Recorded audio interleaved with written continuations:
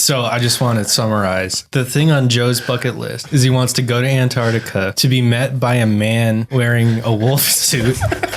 And the man in the wolf suit dies. And Joe takes on the wolf suit.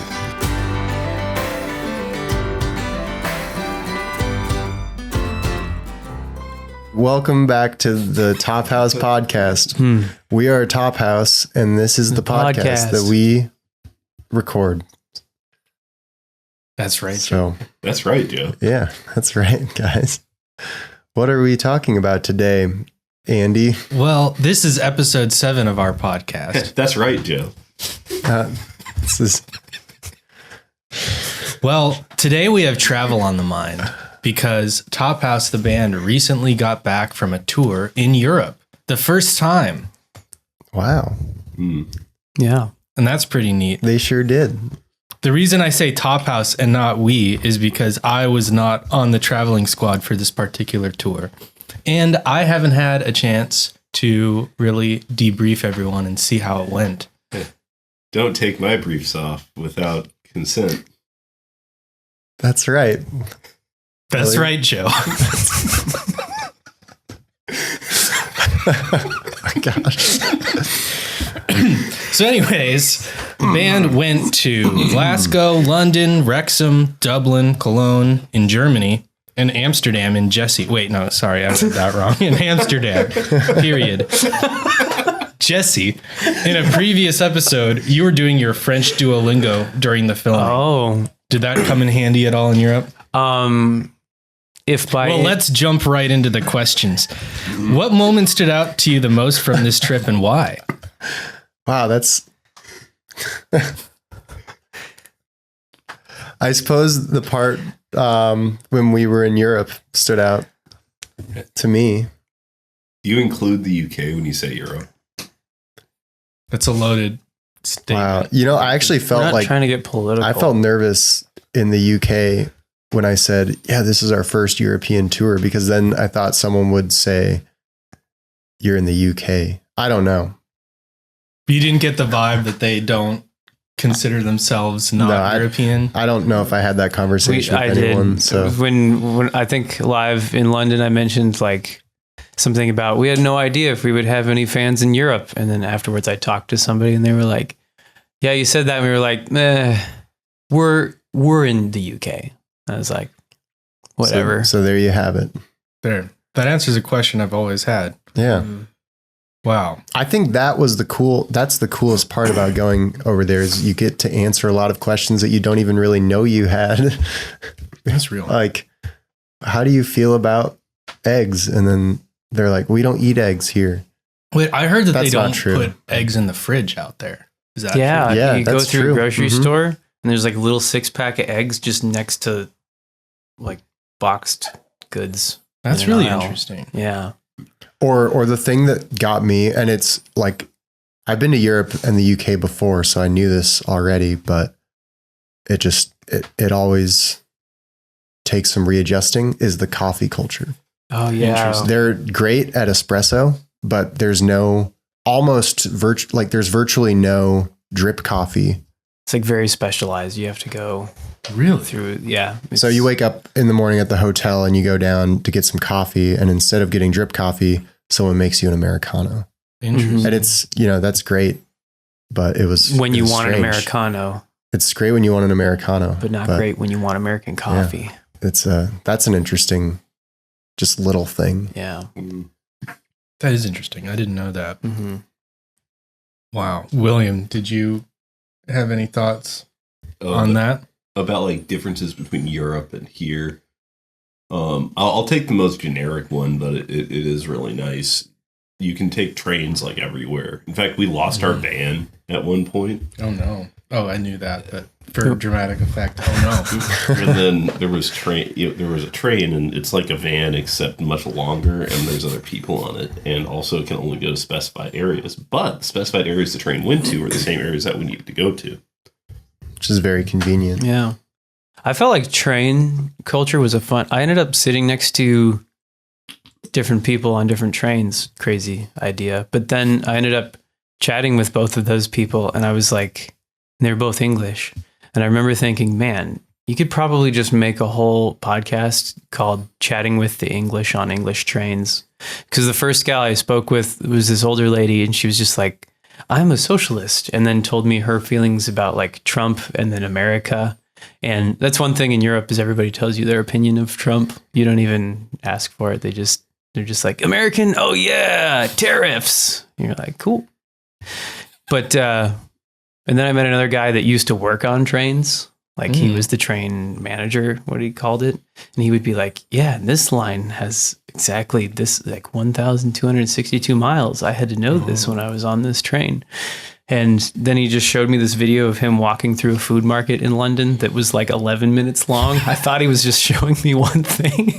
I was like, oh, you see that? I was like, yeah. And then I just kept looking at it. And like 11 minutes later, I was still watching the video. That was a fun conversation because great. we'd cross a bridge and he'd be like, this bridge in 1943 or something was the site of the biggest train heist in history. And like random things like that. That's awesome. You would never have known without sitting next to a guy that worked on the train his whole life.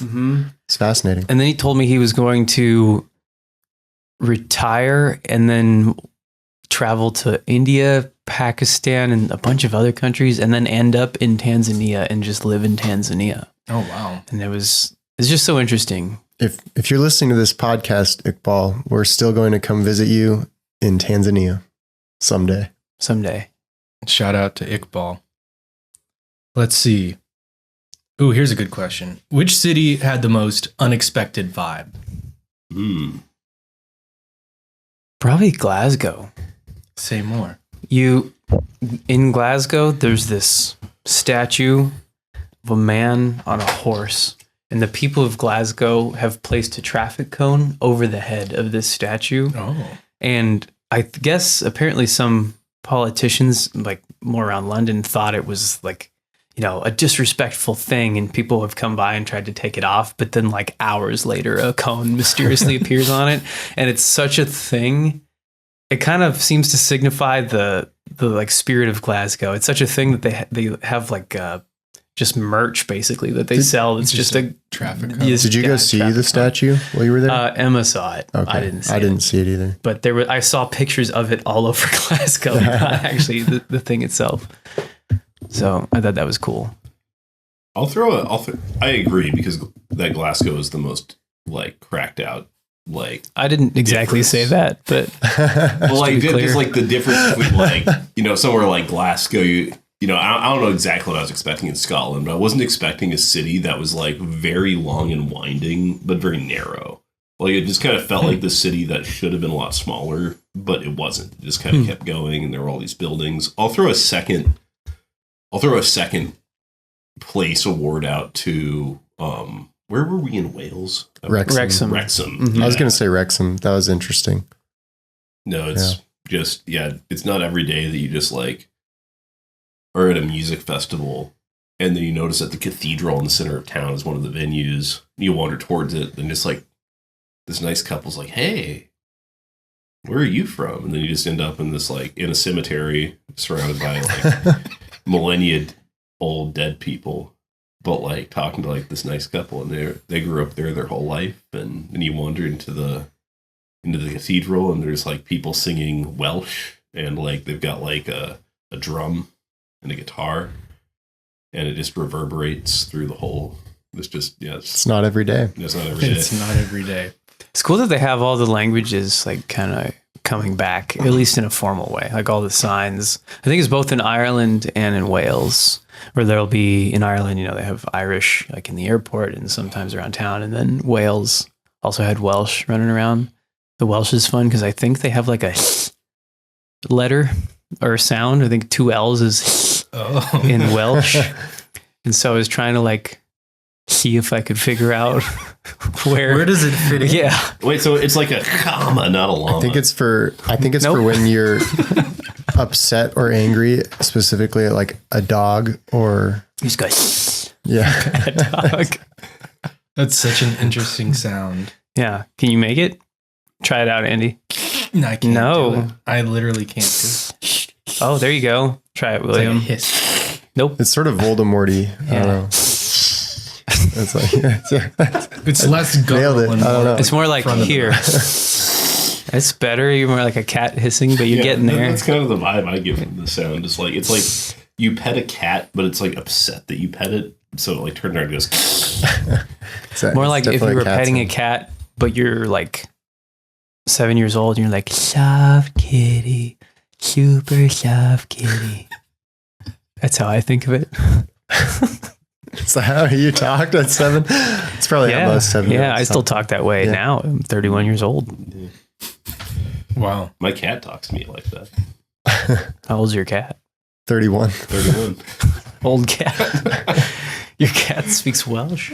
What's the next thing on the agenda? Wow. Well, here's our next question. We're going to move on to talking about the shows a little bit. Were there any noticeable differences between U.S. audiences and European audiences? Say location. That's a big one. Some of them spoke different languages as well. Yeah. That was something that I was really interested in, especially in Amsterdam and Cologne, because it's, two places that, I mean, playing in the UK felt a lot more familiar just because, the culture is a lot more like American culture and that everybody speaks English as their first language, and things like that. But yeah, I was curious as like Amsterdam, Cologne, how especially the banter and the humor would go over. But honestly, I feel like every show felt totally natural, and there was never a moment where I was feeling like we had a major disconnect or something because of some cultural divide. And I suppose part of that is because the people who were there already knew who we were and were listening to us. So it's like we already had like that specific audience in front of us. Yeah. But, I think I remember asking, I think it was the audience in Cologne, like, show of hands, who speaks English? And then everybody raised their hands. And then I was like, show of hands, who doesn't speak English? And then nobody raised their hand. Which that might be like a bad data like set a survivor bias or something like that. Yeah. If they can't understand the question, they can't answer it. Right. That's true. But as far as I'm concerned, everybody spoke English there. So were any of the songs received differently than they were in Galway Girl in Dublin was definitely received differently than it normally is. It was hilarious. Yeah, it was intense.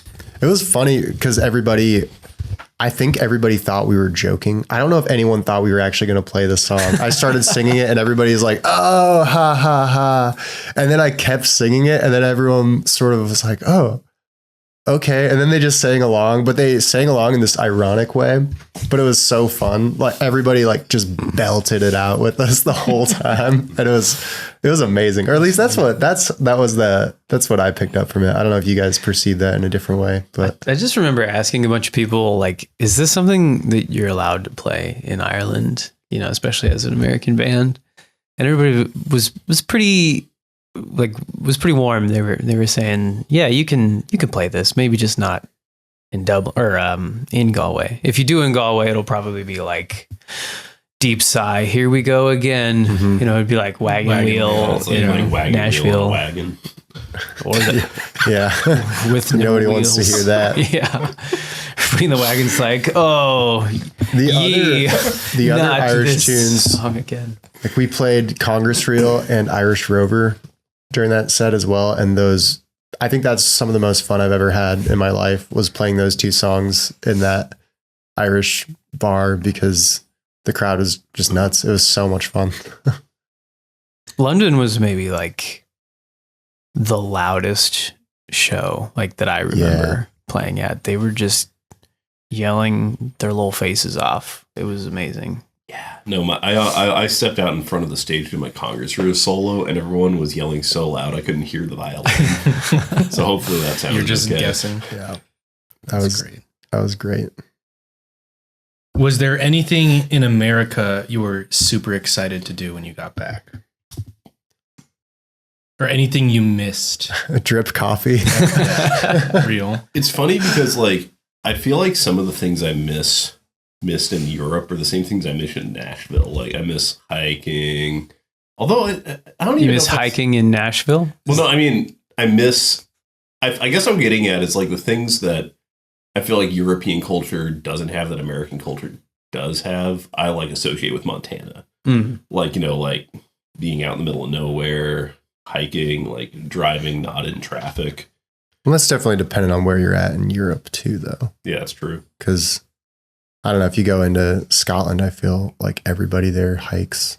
It's like beautiful mountains, and I don't know, maybe not the heart of London. It's more like being in New York City. Mm-hmm. I was excited for like unapologetic flavor in foods. Interesting. Say more. There's over there, everything was a bit more, I guess, dainty in terms of flavor. I'm not saying anything is like just bad or anything, but in the US, it seems like it's just like salt and flavor and just like corn syrup. Red it's just like all those big things. That's so interesting because I feel so different about that. I feel like food over there, especially in Germany, but then did we do Indian food in London? We might have. Yeah. And I don't know, it was just so good. Like, I love the food that we had over there. It did feel healthier. I definitely didn't feel, I don't think I ever felt heavy after a meal. Whereas here, usually I inadvertently eat myself into like a food coma. It's just like, I have no control. But over there, I was like, well, that's what I ate and I feel good. Time to walk another 6 miles or 12 kilometers. There's probably another big part of it too. Is you're also walking everywhere. That's one of the things I miss about being over there is just the ability to walk everywhere. Because there's you can walk a lot of places in the US, even if there isn't like sidewalks. But then there are other places you just quite literally cannot and are barred from walking. We all discovered the hard way the first time we came to Nashville from Montana that you cannot walk from the airport anywhere. You will have to walk across an interstate if you want to walk. Yeah, pretty much. Did we do that? I don't even remember how we No, we tried, and then I remember we tried, but then we ended up getting an Uber. But then to get back to the airport, we just walked into this random hotel lobby that was near the airport. That's right. And we just sat down and we're like, yeah, we're staying here. We're just waiting for the shuttle. That's right. And then we just got on the shuttle. And they never asked us. Yeah. It was the best. Life hack. It's a good hack. Yeah. It's amazing. When you were in Europe, did you see any lifted Ford F-150s? So many. Saw not lifted, but I did see like 2 Ford F-150 type trucks and they stood out to me. I was like, whoa, what's your story? Tell me. Because everything else was like, there were some vehicles that were quite literally grocery cart sized. It's incredible. Like if you took a grocery cart from Costco and attached. I actually put one of those. I brought it back. Just put it in your carry-on. Put it in carry-on. I was like, I'd love this European car. But I mean, if you lived in, I don't know, like Paris, London, any of those bigger cities, even Amsterdam, one of those little grocery cart sized cars would come. It'd be so useful to just park in a space the size of like a lazy boy chair, Seriously. All right. So, go ahead. Random side thought I just remembered. In Amsterdam, William and I got some lunch, and then I really had to pee, but I couldn't. We left the restaurant, and I couldn't find a place, and so I just Googled restroom near me or public restroom or something like that, and this thing on Google appeared where it said public male restroom, and I was like, "This is curious. It specifies a sex. Well, I have to pee bad enough. I'm just going to go find it." First one didn't exist, but then the second one. Get over there. I'm looking for it. And you don't like see anything. And then there's like a metal, almost cage. It's kind of an oval shape. Oh. And if you imagine the center of this cage is, it's metal. You can't see through. But then the top is kind of like a design. And I realized in there were like 2 urinals where there's just guys peeing and you're just like seeing their face. And, you can see their feet too, because the bottom wasn't covered too. So I was like, okay. You're just like face to face with like a... You're not face to face. You're like back to back in this little like pill shaped thing. And then you can see out of like this, almost like a knight's helmet kind of cage thing. And then, so I went there, I did my business. And then I realized there were a bunch of like men in leather around me. And I realized, I think I like accidentally peed outside of like a gay pride parade because we were just there. And then all of a sudden the Germans in leather showed up. I'm pretty sure they were Germans in leather. And it was just like, bucket list item. The gay pride parade. So, well, it's funny you bring up bucket list items. oh, Because we've peed at the gay pride parade. yeah. We've played the Grand Ole Opry. We've played at the Rhymers. And now TopHouse has played in Europe. What's left? That's all the places. The Motherlode Theater. Antarctica. Like a show in Antarctica? Yeah. I've always had like going to Antarctica is like literally the only thing on my bucket list. So I think What would you be do cool. there? Step foot, look around, think real hard for a bit. I would I'd be try to grateful find that you didn't live there. a wolf. I know that there's no wolves, but I would look for one I'd still try.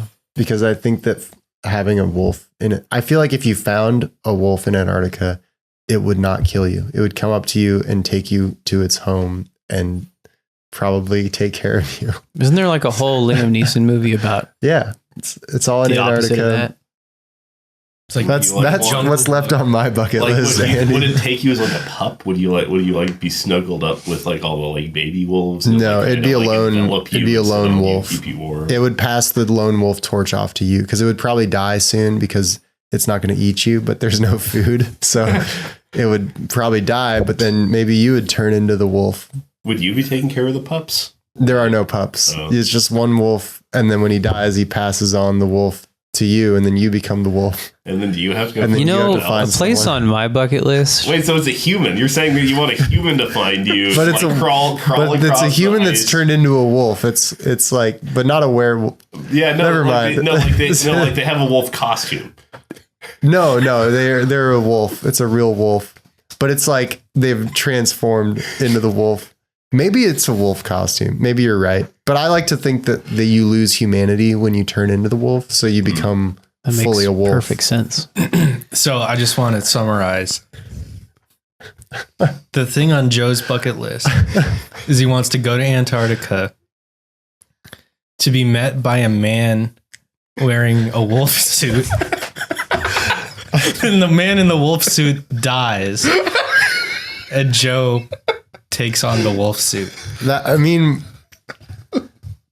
It's quite a destiny. I feel like that'd be pretty cool. I don't feel like I'll stick with that. That's Yeah. a good, I feel like that's a good I bucket can list. respect that. For me, it has to do with how Item. realistic the wolf suit is. Like, if it's a realistic wolf suit, I can be like convinced. But if it's like a paper mache, like you That would make it better in Wait, some way. you think you would be convinced by a man in a wolf suit, depending on how realistic the wolf suit is, William? What? I don't Wow. know. Special effects are getting good, but I feel like China, Playing because China. after the whole like TikTok scare thing, and then we like got all those like kind of Right. fans, I guess, in China. They're so honestly just warm and welcoming on That's so social true. media, and it would be such a distinct culture from ours, or it'd just be like going, I don't know, to an opposite place in a sense. I think that That's would be true, pretty too. wild. I saw this video. I mean, I'm going to go to Japan, and just because someone sent me this video of airlines in Japan, when you bring an instrument on, they take it and I think that they like assign someone to watch your instrument for you, and then they box it. They take it in the case and they box it into another box designed for instruments, and they like strap it down tight, and then they take care of it start to finish. And so Wow. for that reason alone, I want to play in Japan because airlines and instruments are so scary. Dang. You look like you were about to say something. oh, William? no, I shouldn't. I'm still kind of processing the wolf conversation. Oh, still. okay. We moved I'm on still too there. quick. Okay.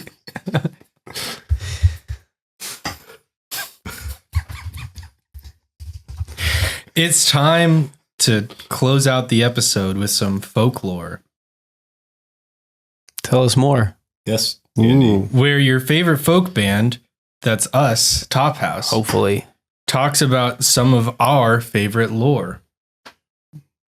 In the At least spirit, top 5 favorite folk bands, hopefully. I would settle for top 5. I'd happily settle for being in the top 5 Yeah. of your You would say personal top favorite. 10, you know? Anyways, in the spirit of traveling, we picked 5 fictional characters, and we're going to decide where we think would be the funniest or craziest place in the world today to take them. Okay. I will begin. I had this stack of post-it notes. I do not know what is on these. The first one is General Grievous. Easily,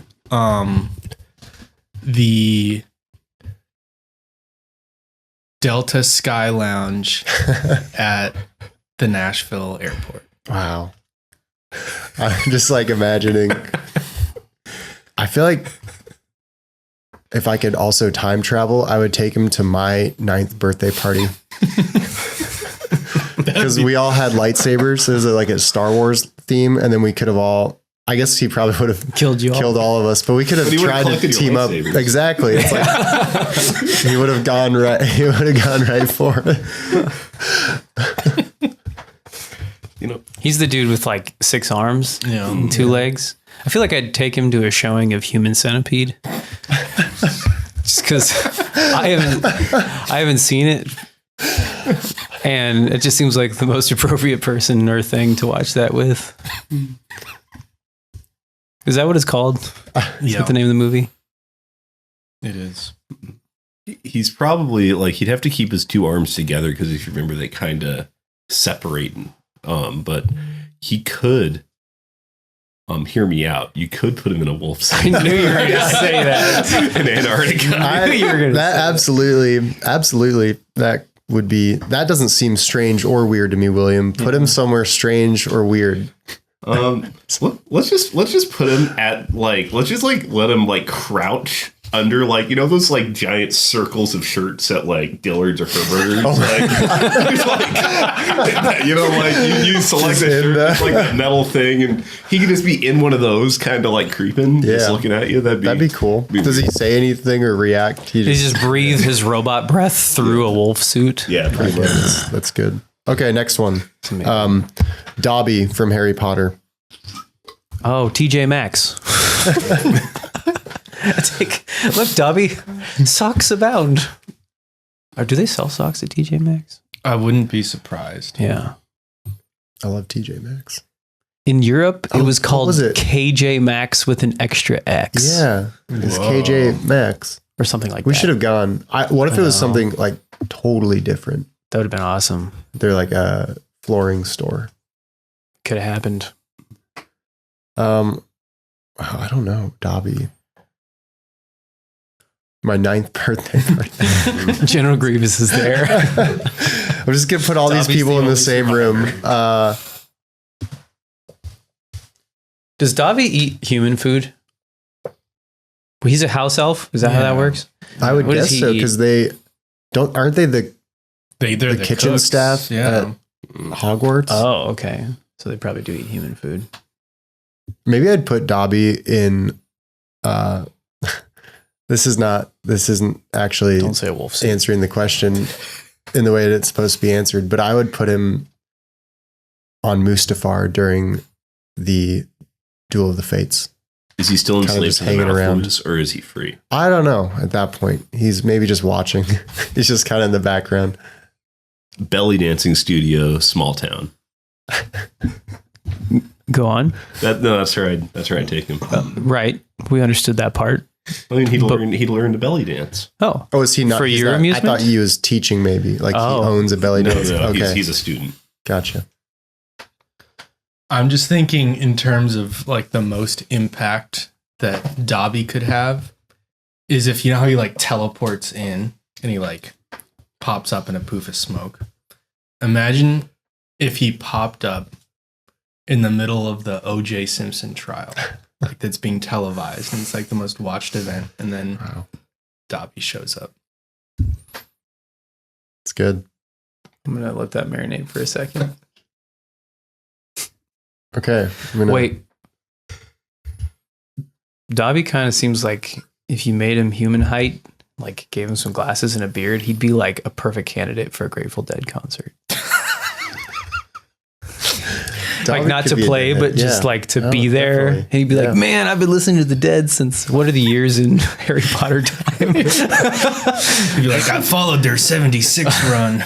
It takes place in the 90s, if that's helpful. The Grateful Dead? No, I'm Harry Potter. Oh, I've been following the Dead since Snape. I don't. All right, I've next seen one. of those movies. Thor, Oh, God of Thunder. Not the number. I take him to a hardware store and have him tell me which hammers were the highest quality. You would know, I suppose. Yeah. Like Harbor Freight, Sears, Lowe's, maybe. Home Depot, Harbor Freight, Ace, maybe even Amazon.com. I guess it really depends on which, like, are we talking Marvel Thor? I guess we're talking Marvel Thor for simplicity. Or are we talking Norse legend Thor? Just more Norse legend Thor. Oh, that is sort of a difference, isn't it? Yeah, like so what is the body of more traditional Norse Thor look like? I think it's pretty similar. Maybe not as like chiseled and divine. Perhaps maybe. Yeah. Maybe more scary. Like it's probably going to like a show up scar. and It's like just an arrow everybody out of it. probably dies immediately or something. From showing his body. No, he probably is accompanied by lightning. At all times. I don't Pretty sure know. there's something in Norse mythology about people in wolf suits, but maybe we won't. Maybe we won't get there. Where are you taking Thor? Man. Okay, we'll change it. First date. Where are you taking Thor? Bowling. Nice. That's a good safe option. Yeah. You know, it's pretty neutral. I think bowling's the best. Not even first date. No matter where you are Yeah. in your, like, you could be married for 80 years and still go bowling. That's true. You know, I think bowling's the greatest thing. Yeah. ever. It depends on your personality, though, because there's some people who get really too into bowling. And if, you know, you can really kill the vibe if you're just If you're good at bowling. If What if you're good at bowling? If you both get into it together, though, that's pretty. Could you imagine, like, just an 80-year-old couple who are just bowling strikes? That would be the most amazing thing to me. I would go sit across from them and just be like, wow, I want to be that. That's definitely a cool. I'd take Thor bowling. That's my short answer. Local YMCA swimming pool. I just signed up for the Y. I'm pretty excited about it. It's pretty neat. You had to go in person and like sit down and then they take your picture. Oh. Sort of like Costco, but In the town that I grew up in, The pool. the Y I went to learn to swim had a pool on the second floor and was built in the early 1900s, and it was state of the art. in the early 1900s. In the early 1900s, had one of the first elevators in the state, but then the entire building was just totally closed down, just sitting there abandoned, and it's like this like 6-story YMCA. It's just there, just sitting while we're all listening to this podcast, just sitting there. All the rooms are abandoned. There's no one there. So why take Thor there? Oh no, I just came to a normal YMCA swimming pool, Oh, just like a local. I'd take him to that. To the same abandoned thing. Y. to the abandoned one. I think the only time I've ever been to a Y was with you, Andy. And it was, do you remember we went to the YMCA and In Butte? in Butte to work out? I don't know why You guys we used to did work out? Believe it. But we went to the and we both brought in like mega monsters. And so we were literally on the treadmill for like 45 energy minutes. drinks? We were like running. Yeah. And we didn't bring water. We literally brought mega monsters and we're just drinking our monster. Oh my gosh. It was the best. I don't even think we did it like as a joke. I think we just had monsters and we were like, well, we'll just bring that in. Seems to You need energy to work out, but need energy to work out. Duh. okay. Next one. Or did last you? one. Okay. There's two more actually. Oh. Mike and Sully from Monsters Inc. That's good. Oh. Ooh. An escape room Hmm. challenge. That would be fun. I feel like they would be a fun hang in an escape room. Yeah. I think I would take them to a snow-capped mountain because then I could find it would definitely have like an ulterior motive because I would love to find Sasquatch someday, and I think that they could help me find him. Now, is this like a Sasquatch suit or is this an actual Sasquatch? So it's always real. Wait, do you mean Sasquatch as differentiated from the Abominable Snowman? That's up for debate. Are Because they found the Abominable Snowman. They were hanging out with him. Right. Yeah. So maybe I would take them to the Pacific Northwest to find Sasquatch. Okay. Because we've already, Yeah. You know, seen that guy. Yeah. There's also the skunk ape in Florida. Oh yeah. Is that just a random I'm fact? still going to go to, still going to go to the Pacific Northwest. What about you? I was going to say sledding. Be fun. I feel like Mike Wazowski and Sully would just be like such a wholesome but also hilarious combination to just like to hit the slopes with, man. Yeah. Wait, are these dates? Not anymore. No, it's just hanging I can't out. date two monsters at the same time. That's what that's what I was thinking of was. Do you want it to be? Don't let us crush your dreams, William. I just want it to be whatever you want it to be, Jesse, but not in a weird way. Okay. I'd take them to see Dead and Company, which is the remains of Grateful Dead, at the Sphere in Las Wow. Vegas. I thought you were going to That'd be say good. Human Centipede. At the Sphere. The Sphere in Las my gosh. Oh, man. Oh, okay. Last one. William Shatner. Oh, that's a good one. Somebody take him already to took this- him to space. I take him to the studio and record an album Yeah. with them. Yeah. The TopHouse. Oh yeah, that's you'd have to. Wow. Like, we climbed a mountain. I picked wildflowers. Put them in her hair. It'd be so good. Man, I think all I could Bells. do with him is probably just take him to like a clinical psychologist. Just to like, I don't even mean that as a dig. 95. I know, but just as like from a psychology perspective, who is this man? You know, he's just so his own person Mm-hmm. that it would be fascinating to get even a glimpse under the hood of William Shatner. I think I would take him to my parents' house and I feel like Your that'd ninth just be a birthday good party? time. Ninth birthday party. Honestly, that would have been really cool. I would have been stoked. No, I think I think that I would just be like, yo, Mom and Dad, we're going to have dinner with William Shatner tonight. I feel like that'd be a fun experience. And nobody ask him for his autograph. Nobody be weird. Nobody be Looking at weird. you, Dad.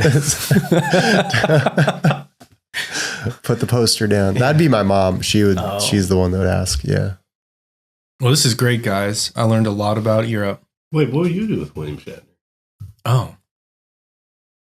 I can't steal your answer because, okay, if I can't steal your answer because that's the perfect one. I feel like going to something like a Grateful Dead concert at the Sphere in Las Vegas with William Shatner would be pretty awesome. Actually, It would be very fun. Yeah. Would he be dressed up in a wolf suit? I don't think he would need to. I think. and this concludes today's episode Yeah, of whatever the heck this podcast I just want to say, is. if there are any European/UK listeners that are still listening, and we totally got everything wrong about your part of the world, then I guess you should listen to the next episode to see what we say next. And if you have any lore that you would want us to dive into, your fifth favorite folk band, then by all means, leave a comment in the comments below. Do we and have hit comments? that bell. Don't forget that if you ever really want to hang out with Joe, all you have to do is take him to Antarctica and dress up in a wolf suit. Don't forget to subscribe. And remember, you can't spell Top House without you.